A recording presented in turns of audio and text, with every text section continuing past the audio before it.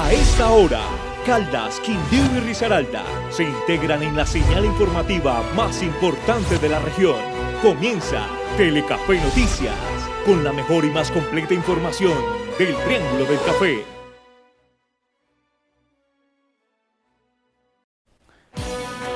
Son las 8 en punto de la noche. ¿Qué tal? Bienvenidos. Como siempre, un gusto saludarles con toda la actualidad de Caldas, Quindío y Risaralda en Telecafé Noticias. Hoy estaremos analizando la situación relacionada con el pronunciamiento por parte del Gobierno Nacional de extender la cuarentena hasta el próximo 30 de agosto. Las reacciones, por supuesto, de los gobiernos departamental y municipal.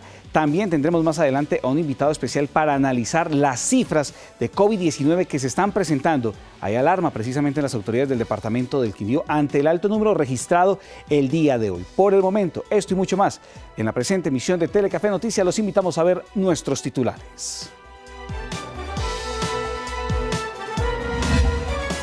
42 casos positivos se registran hoy para el departamento del Quindío tras darse a conocer el último reporte del Ministerio de Salud para COVID-19. Salento y Buenavista entran en la lista de municipios contagiados. Según el Ministerio de Salud, Caldas ya está avalado para practicar las pruebas con antígenos. Este resultado será de manera más rápido. La ampliación de esta información en minutos aquí en Telecafé Noticias. Pico y cédula en el área metropolitana, incluyendo Santa Rosa de Cabal como nueva medida restrictiva para disminuir la alarmante cifra de contagios por coronavirus. En el Quindío, autoridades civiles reciben de manera positiva la decisión del mandatario de los colombianos de ampliar la cuarentena. Aseguran que el aislamiento obligatorio sigue siendo necesario. En Risaralda, voces divididas ante la prórroga de la cuarentena, la reactivación económica versus la protección de la salud ante más contagios. Caldas dividida tras la extensión de la medida. Mientras las autoridades ven con buenos ojos la ampliación del periodo de cuarentena, la ciudadanía está preocupada por las afectaciones económicas. Y en los deportes, espere. Alcaldía de Pereira recuperó la administración del Coliseo Mayor. Infraestructura para los Juegos Nacionales y Paranacionales 2023 es objeto de análisis. Y en Sin Estrés, información de la Red Departamental de Bibliotecas Públicas del Quindío. Espere todos los detalles al final de la emisión.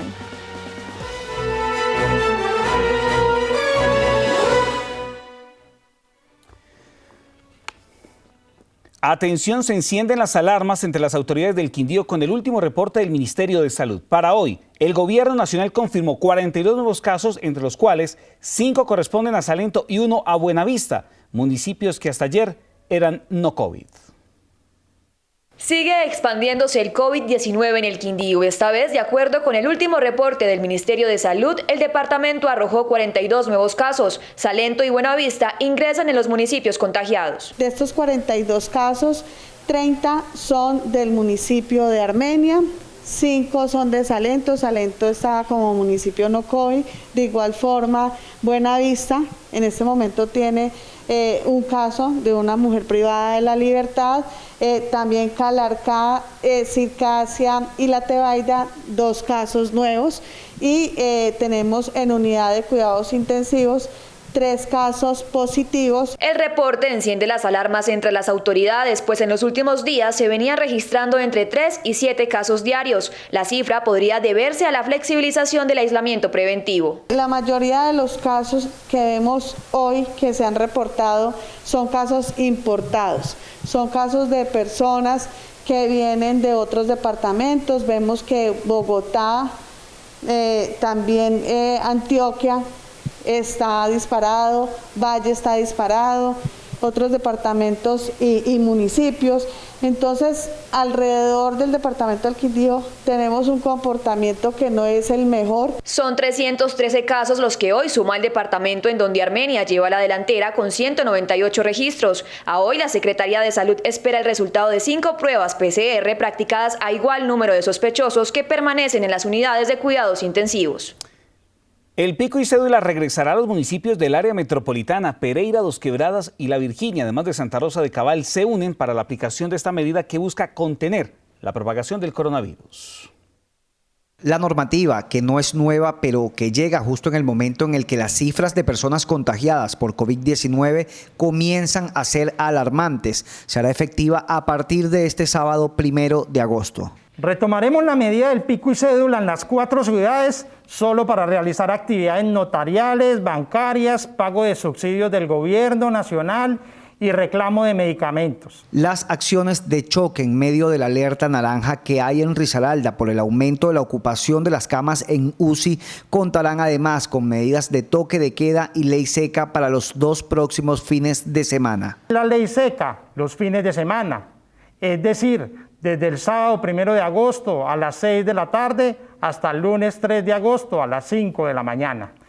Y desde el viernes 7 de agosto a las 6 de la tarde hasta el lunes 10 de agosto a las 5 de la mañana. El toque de queda en todas las ciudades las noches de los fines de semana. Además, las comunas Centro, El Poblado, Río Tun, El Oso, Perla del Otún y San Joaquín tendrán toque de queda desde el 1 hasta el 14 de agosto todos los días, desde las 9 de la noche hasta las 5 de la mañana. Desde este fin de semana regresará el pico y cédula con restricción, un día para cédulas terminadas en números pares y al día siguiente para impares. La normativa se aplicará en los 4 municipios en los mismos días como si se tratase de un mismo territorio. Caldas fue seleccionado como uno de los departamentos en donde se practicarán pruebas de detección de antígenos para identificar casos positivos de COVID-19. Este método promete ser mucho más rápido, obteniendo resultados el mismo día.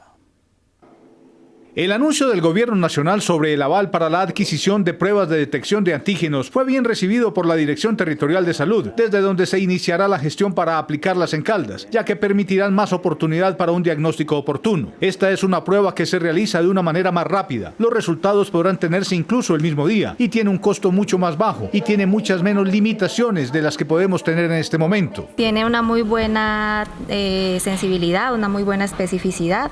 Y pues por esta razón ha sido ya aprobada para que digamos que podamos salir del embotellamiento que podamos tener en este momento en cuanto a los reportes. Es muy importante tener en cuenta que los lineamientos del Ministerio la están poniendo en el mismo nivel de las PCR, porque detectan directamente el contagio con el virus. Desde la Dirección Territorial se espera iniciar con su aplicación lo antes posible. Esperamos poderla implementar pues, dentro del menor tiempo posible acá en el departamento. Vamos a evaluar obviamente los temas de compras, de importación, evaluación de todo el tema de la parte técnica y los registros sanitarios requeridos y pues para obviamente ya empezar a implementar y hacer el control de ellas también, porque también es muy importante que tengamos en cuenta los criterios para la toma de la muestra y para la aplicación de la misma. Finalmente, la coordinadora del Laboratorio de Salud Pública informó también que el diagnóstico de casos individuales sigue siendo responsabilidad de las EPS. Además que este tipo de pruebas serán aplicados únicamente a quien haya presentado sintomatología o un contacto estrecho con un caso confirmado por COVID-19. El Gobierno Nacional decidió ampliar la cuarentena hasta el próximo 31 de agosto. La medida busca proteger a la población vulnerable de COVID-19. En Telecafé Noticias hicimos un análisis de esta determinación en los 3 departamentos. Comencemos por Risaralda, en donde se apoya en la disposición. El siguiente es nuestro informe regional.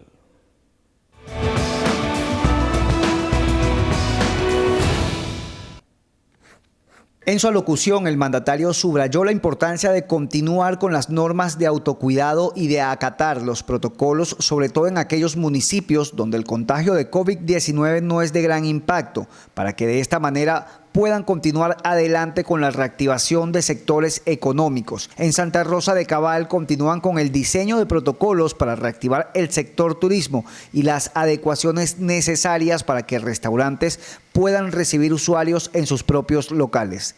Como municipio de baja afectación, que sí tiene que haber un equilibrio entre salud y economía. Por eso hemos venido haciendo una apertura gradual, vigilada, con inspección y control.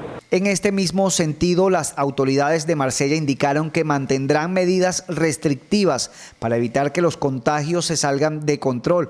Actualmente este municipio presenta 8 casos confirmados de COVID-19. Vamos a seguir insistiéndole al gobierno nacional que nos ayude para que pronto podamos darle un espacio a la gastronomía para su apertura reglamentadamente. De la misma manera, énfasis. Vamos a ser muy drásticos en el ingreso a Marsella. No vamos a permitir que cada 8 días la gente venga a pasear aquí. Asimismo, en Dos Quebradas, que es uno de los municipios que ha logrado reactivar más de 18.000 puestos de trabajo, se manifestó su apoyo a la decisión del gobierno nacional para extender la cuarentena hasta el 30 de agosto. Seguimos trabajando, reabriendo como todos estos sectores, tanto de turismo, los restaurantes, los hoteles, la parte religiosa, que es muy importante también para cada una de nuestras vidas. En su última alocución, el presidente aclaró que la reapertura económica continuará en los municipios sin COVID-19, aunque la reactivación aún no llegará a establecimientos como bares ni discotecas. En Armenia, pese a la incertidumbre económica que vive la ciudadanía, se recibe de manera positiva esta decisión. Habitantes de la capital quindiana y autoridades están de acuerdo que la vida es lo más importante. Del 1 al 30 de agosto se extiende una vez más el aislamiento preventivo obligatorio con fines de mantener controlado la propagación del virus. Armenia, una de las ciudades con mediana afectación por la enfermedad, recibió como positiva la noticia. A mí me parece muy bueno porque yo veo que esto está todo el mundo en la calle otra vez. Me parece que es muy bueno que tomen esa medida. Y si se requiere, sí, porque es que estamos muy desobedientes hasta en esta pandemia porque es peligrosa y la gente no cree en eso. Entonces toca así, con disciplina. De cierta manera es necesario porque eso hace de cierta manera que las personas sigan cumpliendo, los establecimientos continúen cumpliendo con los protocolos y de cierta manera se mitigue un poquito toda la expansión del virus. En su alocución diaria, el presidente Iván Duque también aclaró las medidas para dar continuidad a la reactivación económica. En los municipios de mediana afectación, ahí seguimos haciendo control epidemiológico, seguimos monitoreando conglomerados, se siguen facilitando pilotos con previa autorización del Ministerio de Salud y del Ministerio del Interior una vez pidan esos requerimientos los alcaldes. Es así como la alcaldesa encargada se mantiene firme con el regreso a la vida productiva, pero de una manera paulatina y responsable. La reactivación económica la venimos haciendo de manera responsable, paulatina, estudiando y presentando los planes piloto de acuerdo a los planes que nos ha presentado la Secretaría de Desarrollo Económico. Entonces se les estará socializando y dando paso a paso a conocer. Se siguen enviando solicitudes de apertura económica para actividades como los moteles y los gimnasios. Sin embargo, hasta el momento, el gobierno nacional no ha dado una respuesta positiva. En Manizales, las autoridades sanitarias consideran acertada la ampliación del aislamiento obligatorio hasta el próximo 31 de agosto, dada la preocupación en las cifras de contagio y el alto número de ocupación de las camas de unidad de cuidados intensivos. El director de la Territorial de Salud celebró la decisión de ampliar el aislamiento obligatorio hasta el 30 de agosto por parte del Gobierno Nacional, sobre todo cuando se acerca el pico de la pandemia en el departamento de Caldas. Estamos en una etapa de aceleración. En esta etapa es muy importante que fortalezcamos nuestras medidas de autocuidado y cuidado mutuo. Yo sé que es muy repetido decirlo, el distanciamiento social, más de 2 metros, lavado de manos cada 2 horas y que duren por lo menos 30 segundos y el uso permanente de la mascarilla. Pero a pesar de lo repetido, siguen siendo las medidas más importantes para evitar contagiarse del virus. Por su parte, la Secretaría de Gobierno de Manizales indicó que se estudia la posibilidad de decretar un toque de queda para el fin de semana, pero esto todavía no es oficial. Además, manifestó que está muy preocupada por el comportamiento ciudadano de las comunas 5 y 12. A pesar de que nosotros como administración municipal estamos sacando unos decretos restrictivos, la gente no está creyendo y los ciudadanos que la pandemia se está aumentando, sobre todo como nos lo explica el secretario de Salud en la comuna 5 y Atardeceres. Vamos a tener nuevamente una reunión para definir si continuamos o no con el toque de queda y por qué sectores o si es en toda la ciudad de Manizales. Ante estos alargamientos, la salud mental empieza a ser un factor determinante, sobre todo en los adultos mayores. Estamos invitando a los adultos mayores a que guarden la calma, que sabemos que el aislamiento está afectándonos a todos, no solo los adultos mayores, todos nos estamos afectando, pero la invitación es a que los adultos mayores en sus casas hagan actividades que favorezcan su salud física y mental, como por ejemplo actividades ocupacionales, juegos de mesa, actividad física, de acuerdo pues a la edad en la que están. Frente a ese alargamiento, esto es lo que opinan los ciudadanos al respecto. No, pues que nos joden, Nos jode porque uno que vive el día a día, a uno que le lleva a la casa alguna panela, el alcalde no le da uno para las facturas. Son 4, 5, 6 facturas que uno paga. No, pues para uno es muy duro porque como uno es vendedor ambulante, como uno vive del día a día y el gobierno y aquí nada le colaboran ni le hallan a uno. De todas maneras, pues no sé qué camino más hacer. Pues las condiciones que está presentando el país, pues obviamente que justifican. Desde el punto de vista de salud y de defensa de la vida hay que hacerlo. Hoy el gobierno nacional indicó que no es pertinente todavía dar inicio al plan piloto de apertura de restaurantes en Manizales.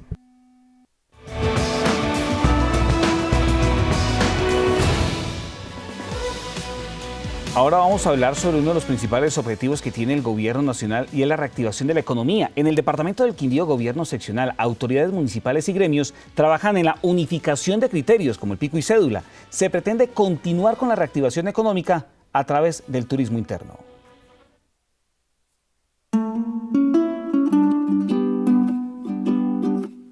Viajar hacia Montenegro un domingo en la mañana para recorrer el famoso sendero espiritual que lleva hacia la mano de Cristo y en la noche desplazarse hasta Salento para comer un famoso rodicio del restaurante que lleva su nombre. Esa es la apuesta de diferentes gremios, autoridades departamentales que buscan en tiempos de aislamiento unificar restricciones locales para que sin problema alguno los quindianos puedan movilizarse de un municipio a otro.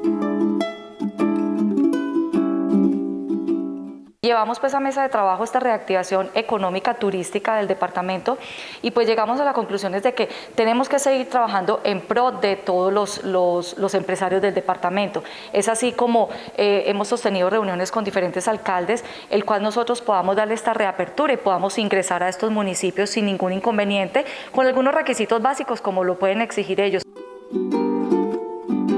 Algunos de los alcaldes de los municipios más visitados tienen opiniones divididas, sin embargo tienen claro la importancia de mantener activa la economía de la región. Tenemos que esperar por lo menos unos 15 días cómo funciona, cómo va esto. Nosotros, por ejemplo, en el municipio de Circasia volvimos a los retenes en la entrada, ya que estaban entrando casi, por ejemplo, este fin de semana volvimos alrededor de 2.000 carros que querían ingresar al municipio. Muy importante porque pues hay que aprender a convivir ya con esta situación, pero tenemos que también empezar a activar la parte económica que está tan golpeada. En el municipio el 30% de los comerciantes está en la quiebra, el resto apenas está empezando a ver ingresos. La próxima semana se sostendrá una mesa de trabajo con los diferentes mandatarios para continuar socializando la propuesta.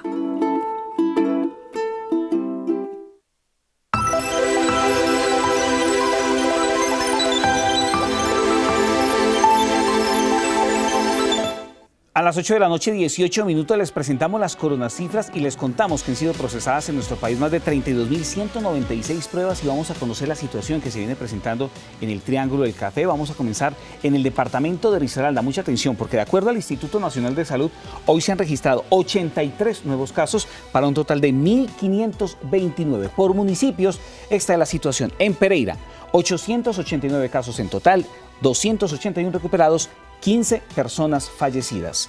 Dos Quebradas, 380 casos en total, 142 recuperados, 5 fallecidos. Santa Rosa de Cabal, 67 casos, 32 recuperados, 3 personas fallecidas. La Virginia, 138 casos, 50 recuperados, 2 personas fallecidas. Belén de Umbría, 7 casos, 6 recuperados, 1 persona fallecida. Pueblo Rico, 10 casos, 4 recuperados. Santuario, 14 casos, 12 recuperados. La Celia, 6 casos. Balboa, 3 casos, 1 persona recuperada. Marsella, 9 casos, 2 recuperados. Quinchía, 5 casos. Apía, 1 caso. Seguimos ahora con el departamento de Caldas para analizar la situación que se ha presentado en las últimas horas respecto a la pandemia de la COVID-19. 62 nuevos casos para un total de 794. Y por municipios esta es la situación. En la ciudad de Manizales hay 428 casos en total, 123 recuperados y 6 personas fallecidas. Continuamos con La Dorada, 139 casos, 83 recuperados, 2 personas fallecidas. Chinchiná, 40 casos, 12 recuperados, 1 persona fallecida. Villa María, 38 casos, 20 recuperados, 1 persona fallecida. Manzanares, 16 casos, 3 recuperados, 1 persona fallecida. Río Sucio, 12 casos, 3 recuperados. Anserma, 22 casos en total, 9 recuperados. Neira, 11 casos, 3 recuperados, 1 persona fallecida. Aguadas, 32 casos, 6 personas recuperadas. Supía, 10 casos, 1 persona recuperada, otra fallecida. Marmato, 19 casos, 1 persona recuperada. Palestina, 1 caso. Viterbo, 4 casos, 3 recuperados. Pácora, 2 casos. Samaná, 4 casos. La Merced, 1 caso. Aranzazu, Salamina, 2 casos. Belalcázar, 1 caso hasta el momento. Miramos ahora la situación en el departamento del Quindío. Hoy se ha presentado el mayor número de contagios en lo que va de pandemia, lo que ha encendido la alerta dentro de la autoridad en salud en esta zona del país. 42 casos hasta el momento, lo que se ha reportado 311 en total. Y ahora por municipios esta es la situación. En Armenia, 198 casos, 138 recuperados, 3 personas fallecidas. En Calarcá, 49 casos en total, 39 recuperados, 2 personas fallecidas. Montenegro, 20 casos, 10 recuperados, 2 personas fallecidas. La Tebaida, 11 casos, 6 recuperados. Circasia, 10 casos, 7 personas recuperadas. Quimbaya, 7 casos, 6 recuperados. Génova, 5 casos. Salento, 5 casos. Finlandia, 4 casos. Buenavista, 1 caso. Y vamos a mirar ahora la situación a nivel nacional, porque recordemos que ya desde el gobierno nacional se tendrá entonces esta ampliación de la cuarentena preventiva. Sin embargo, pues se piensan tomar otro tipo de medidas en cada uno de los departamentos. Hasta el momento en Colombia hay 276.055 personas confirmadas con coronavirus. Entre ayer y hoy, 8.670 nuevos casos. El número de muertes en el país está alrededor de los 9.454 y el número de personas recuperadas está en los 142.777. Vamos a mirar ahora el panorama global de la pandemia. De acuerdo a la Organización Mundial de la Salud, en el planeta hay más de 16.708.920 personas contagiadas por coronavirus. Los casos entre ayer y hoy son más de 242.212. El número de muertes en el planeta es de 660.123 y casos de personas recuperadas son más de 9.836.182. Hacemos una pausa. En instantes tendremos aquí en el set de Telecafé Noticias a un analista, a un experto para hablar sobre este tema de cifras que empieza a preocupar en el Triángulo del Café, el doctor Jorge Iván Marín. Una pausa, ya regresamos con más información.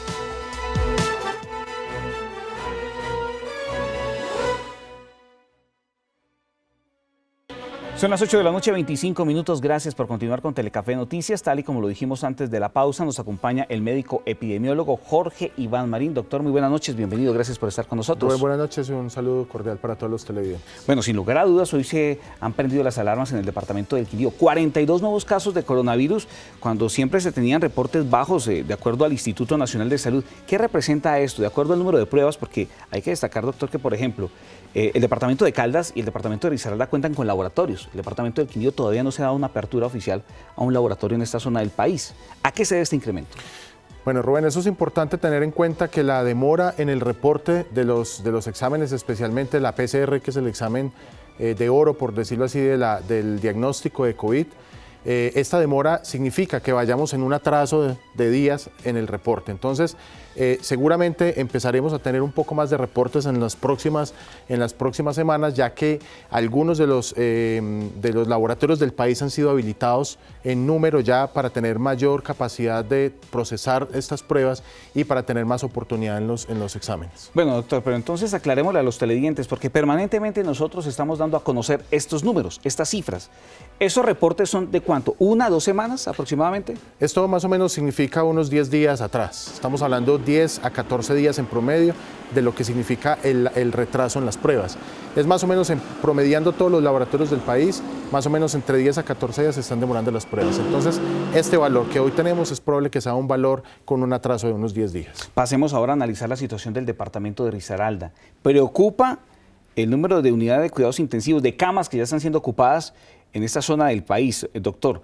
Esa preocupación también radica y se empieza también a extender al departamento de Caldas. Pero específicamente en el departamento de Risaralda, ¿cuál es ese trabajo que deben seguir adelantando las autoridades para prevenir el número de contagios. Bueno, es fundamental entender que en el momento en que se incrementan los casos, va a incrementar el número de pacientes críticamente enfermos. Recordemos que la cifra es más o menos el 5%. El 5% de las personas infectadas por coronavirus van a requerir unidad de cuidados intensivos. Las medidas son fundamentales. Seguimos insistiendo en las tres cosas grandes: lavado de manos, el distanciamiento y tercero, el uso del tapabocas. Esto es fundamental, es la ayuda primordial que la comunidad nos puede dar a todo el gremio médico para evitar que las personas se sigan contagiando. En este momento se tiene una disponibilidad de más del 63% de las unidades de cuidados intensivos en el departamento de Caldas, pero hay una gran preocupación por parte de las autoridades. No hay intensivistas. Bueno, ese es un punto que es importante aclararlo también. Hay que recordar que en las unidades de cuidado intensivo no solo están los médicos intensivistas, hay otras especialidades de la medicina que pueden ejercer el cuidado intensivo. Ejemplo, la medicina interna, los especialistas en anestesiología, medicina de emergencias, cirujanos generales, y tenemos médicos generales entrenados en cuidados intensivos con una trayectoria larga en su carrera profesional que perfectamente pueden atender esta pandemia. Entonces, ese es un mensaje de tranquilidad que queremos dejar. Tenemos recurso humano suficientemente preparado y capacitado para atender esta pandemia. Se habla ya por parte del Gobierno Nacional de extender el aislamiento obligatorio hasta el próximo 31 de agosto, pero usted sale a la calle, doctor, y observa gran cantidad de personas, muchos de ellos también sin tapabocas, sin elementos de bioprotección. ¿Cree usted que esta medida es pertinente, que va a entrar a disminuir los casos de coronavirus en nuestro país? Sí, sabemos que el aislamiento y el distanciamiento es una de las medidas fundamentales para tratar de disminuir la propagación del virus. Entonces, estas medidas tomadas por el gobierno y por nuestros entes gubernamentales son importantes para tratar de controlar este momento que es crucial. Yo pienso que estamos empezando ya en la primera fase del famoso pico, por lo menos en el departamento. Entonces es fundamental estas medidas tomadas para que de esta manera tratemos de disminuir la circulación del virus en todas las personas. Algunas personas hablan de un cierre definitivo nuevamente en nuestro país. ¿Es usted partidario de esta iniciativa?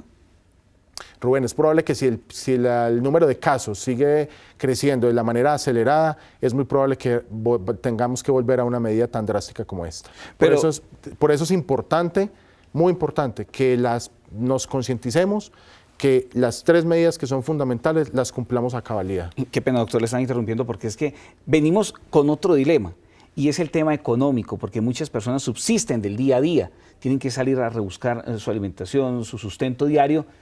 ¿Qué situación entonces se puede generar aquí para ir de la mano entonces con medidas de bioprotección, medidas del gobierno, pero a la vez reactivar la economía y que la gente se cuide? Sin duda alguna que el tema financiero es supremamente importante para todos nosotros. Tenemos que poner en una balanza toda la parte financiera con la parte de salud. Por eso es muy importante, insistimos, que esta situación hoy está en nuestras manos. Nosotros hoy tenemos la forma de controlar esta situación, teniendo una acción juiciosa en el sentido de mantener el distanciamiento, el aislamiento. Es decir, yo salgo a la calle cuando realmente debo salir a la calle. No salir en cualquier momento, en cualquier circunstancia, sino en las medidas necesarias que yo tenga que hacerlo para poder así de esa manera tratar de mantener ese distanciamiento.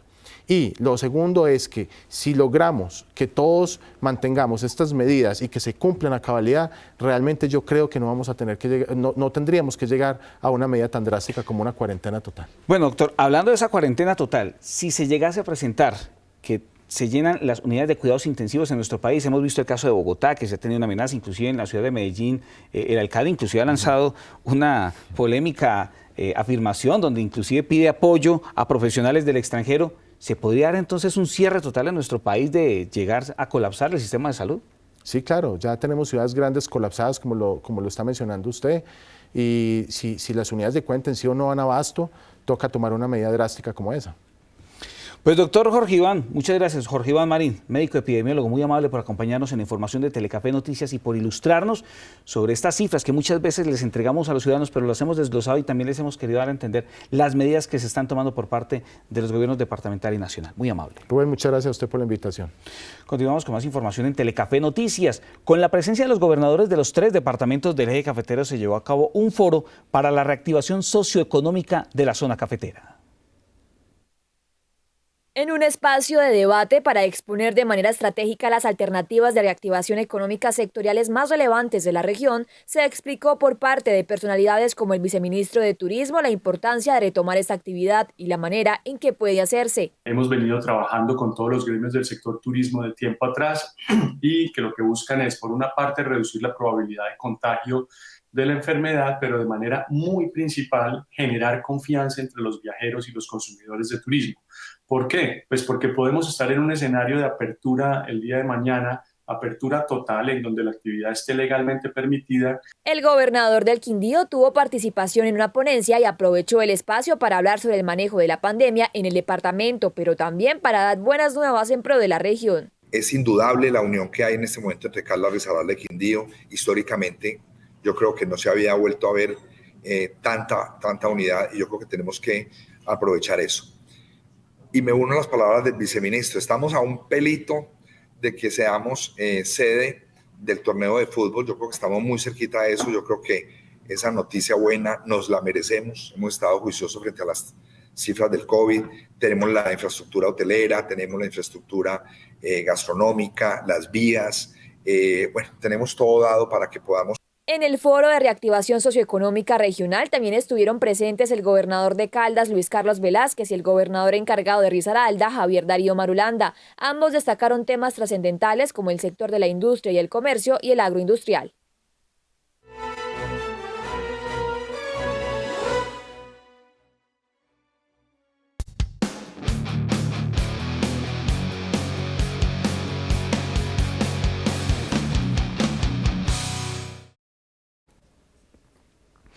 Hola, ¿qué tal? Muy buenas noches, 8:36 minutos, bienvenidos a la información deportiva en Telecafé Noticias. Arrancamos con una buena información, el Coliseo Mayor vuelve a ser de los pereiranos. La alcaldía anunció la recuperación del escenario deportivo que por más de 13 años estaba en poder de un operador privado. La explotación comercial del parqueadero es una de las actividades que generó más críticas de la anterior administración del escenario deportivo, que podría albergar algunos deportes de los próximos Juegos Nacionales de 2023. Hemos recuperado el parqueadero que existía en el Coliseo Mayor, un escenario deportivo, gracias a la gestión que hemos venido haciendo hace más de 3 años. Tras un proceso legal, la Sala Primera del Tribunal Contencioso Administrativo de Risaralda falló a favor de la alcaldía, que a través de la Secretaría de Deporte y Recreación Municipal recuperó la administración total del parqueadero del Coliseo Mayor, que durante 13 años fue utilizado y manejado por una administración privada. Lo hemos recuperado y lo necesitábamos urgente para el tema de Juegos Nacionales. Es un escenario que se va a remodelar, que estamos buscando los recursos para modernizarlo. Desde la dirección de los Juegos Nacionales de 2023 se celebró la recuperación del escenario deportivo. Felicitaciones para el deporte, para los jóvenes, para los deportistas, para toda la comunidad risaraldense, para todos los pereiranos, que por fin logramos recuperar un escenario que lo habíamos construido en 1995, cuando hicimos los Juegos del Pacífico. Ya la administración municipal dio el primer paso para la recuperación del parqueadero y el desalojo de todos los vehículos, motocicletas y demás artículos que se encontraban bajo los administradores de este recinto, y a través de una entrega pacífica otorgaron nuevamente las llaves de este bien que pertenece al municipio de Pereira. Enhorabuena entonces por el Coliseo Mayor, que es nuevamente de los pereiranos. Caldas ha dado pasos importantes en la presentación de estudios y diseños de los escenarios deportivos que se requieren para los Juegos Nacionales y Paranacionales 2023. Andrés Rendón, jefe de infraestructura de los Juegos Nacionales, indicó en Telecafé Noticias que muy pronto se van a entregar los estudios y diseños del nuevo Coliseo multipropósito y también la remodelación de los Coliseos Mayor y Menor. El departamento de Caldas va un paso adelante, teniendo en cuenta que a la fecha ya está ejecutando uno de los concursos de méritos para la remodelación de los Coliseos Mayor y Menor. También está en proceso de adjudicación para el concurso de méritos del Coliseo Multipropósito y del Complejo Acuático Internacional. También ya se cuenta, en este momento se están realizando las minutas para la compra del predio en Cameguadua.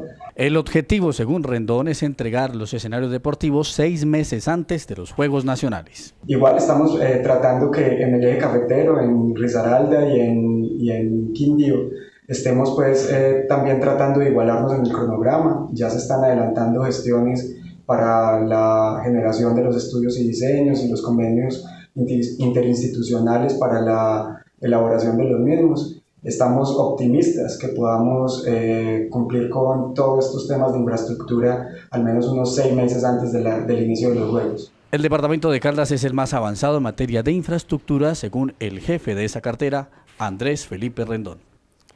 Al igual que acontece con todas las disciplinas deportivas en Caldas, la Liga de Judo continúa en la virtualidad. Además de lo físico, también se le agrega el componente académico.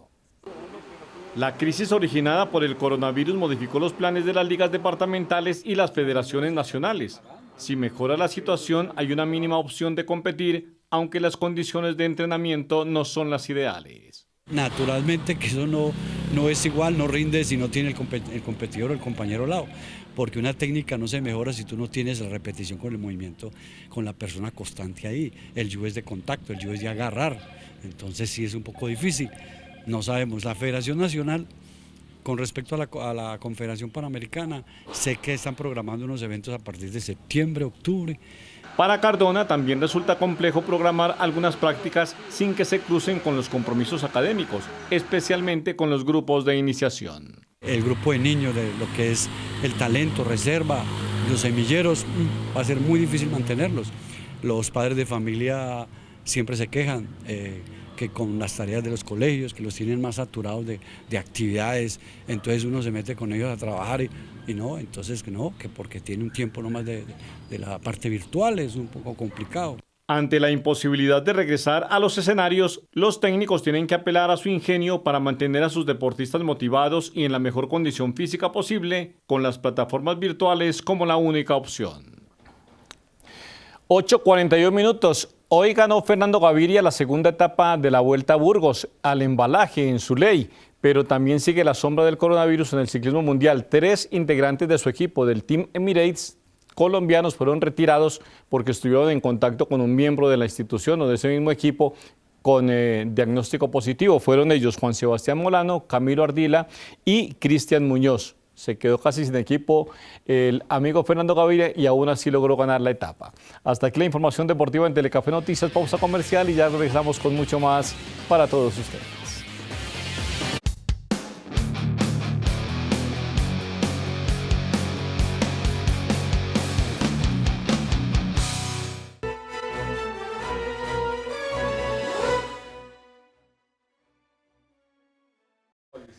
8:44 minutos. En Pereira, al menos 100 pruebas rápidas para detección de hepatitis B realizará la Secretaría de Salud. 44 pruebas rápidas se tomaron en la primera jornada y este viernes se completará una segunda tanda de muestras en el Parque de la Libertad. Además, la actividad se completará con toma de muestras para VIH. Realizamos en el Día Mundial contra la Hepatitis B todo lo que tiene que ver en relación para que usted conozca su sintomatología de la hepatitis B, para que tenga la oportunidad de acercarse a la institución. Hoy desde las 8 de la mañana hasta las 12 del día y desde las 2 hasta las 5 se realizarán pruebas. La Autoridad de Salud Municipal destacó que además de las actividades que se realizan a diario en el marco de la pandemia por la COVID-19, no se puede descuidar la prevención de otro tipo de enfermedades que igual pueden afectar la salud de la ciudadanía. Tenemos un número de pruebas grande para realizarlas aquí en el municipio. Decirle que venga, saque su agenda y venga y hágase la prueba de la hepatitis B, que no tenga ningún temor, que aquí hay profesionales. Las tomas rápidas para detectar hepatitis B servirá para recordar la Semana de la Humanización en Salud y el por qué es tan importante que los profesionales de este sector y los pacientes sean más humanos en el trato. Y en la capital caldense se interpuso una acción de tutela que busca la protección de los derechos de los sindicados. Un juez de la República falló favorablemente la solicitud. El estado de emergencia que vive el país por cuenta de la pandemia mundial del coronavirus se siente en todas las actividades y en el ámbito jurídico no es la excepción. Precisamente, ayer a través de un fallo de tutela, un juez amparó el derecho que tienen los sindicados a que puedan tener contacto con sus abogados en medio de la pandemia, pero cumpliendo, eso sí, con todas las normas de bioseguridad. No podíamos entrevistarnos con los internos, eventualmente esto vulnerando derechos fundamentales como en la defensa técnica dentro de un proceso penal y un debido proceso. Efectivamente, el juzgado, un juzgado de la ciudad de Manizales, avaló estos derechos y los protegió, ordenándole al Centro Penitenciario y Carcelario de Mediana Seguridad y efectivamente a la Policía Nacional para que se protejan estos derechos. Hay que recordar que las visitas a los penales para familiares y abogados estaban suspendidas desde el 13 de marzo, pero desde hace unos 10 días informaron desde el IMPEC que se comenzaron a adaptar en distintas cárceles espacios para que los presos puedan hacer videollamadas con sus familiares y se mantengan en contacto. Con el fin de que efectivamente eventualmente no se sigan presentando vulneración de derechos con los demás internos, con las demás personas privadas de la libertad y con los demás profesionales en el derecho, que efectivamente esto es un derecho de carácter fundamental, de carácter constitucional y es una garantía mínima dentro de un proceso penal. El sistema de videollamadas se ha implementado en diferentes cárceles en Colombia. Sin embargo, hay un atraso muy grande en materia de tecnología y se presentan fallas en aproximadamente un 80%. La Territorial de Salud de Caldas invita a la comunidad a no hacer eco a mitos urbanos. El grupo de profesionales responsable de adelantar el esquema de vacunación contra la influenza se ha encontrado ante la negativa de varios usuarios.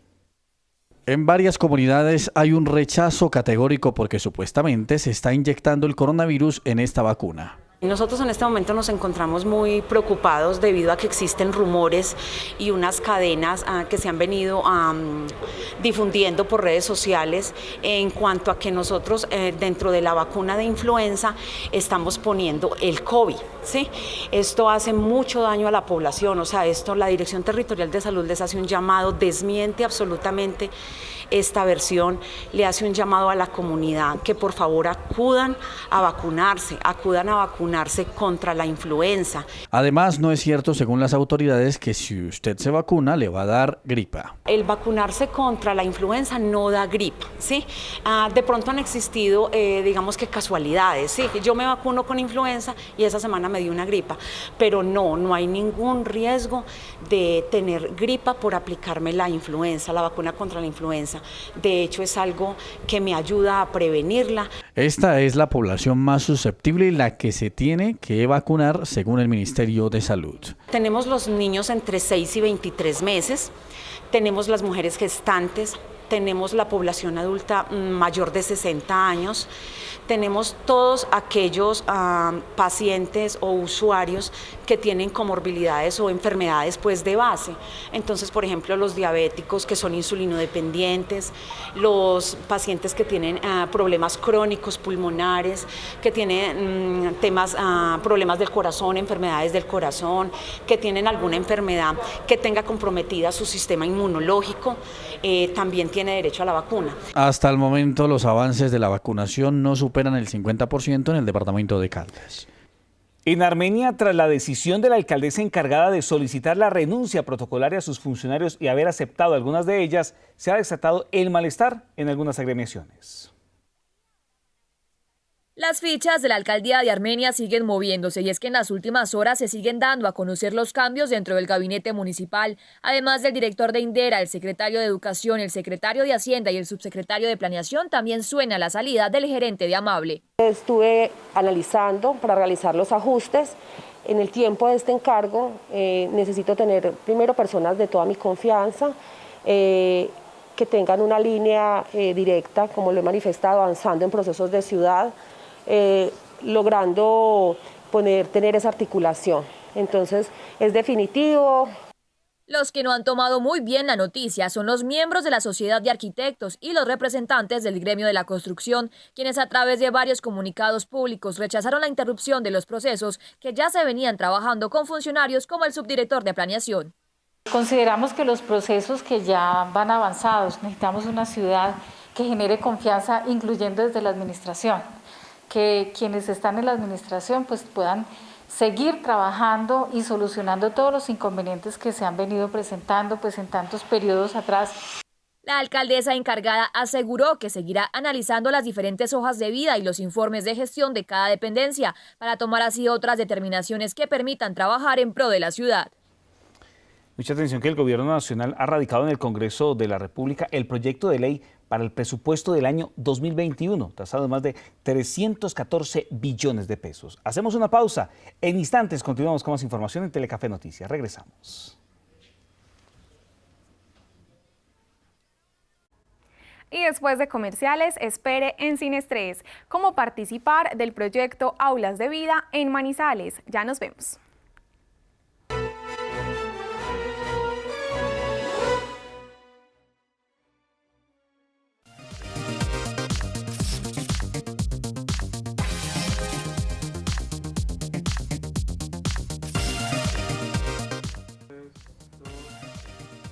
Hola, muy buenas noches, bienvenidos a Sin Estrés.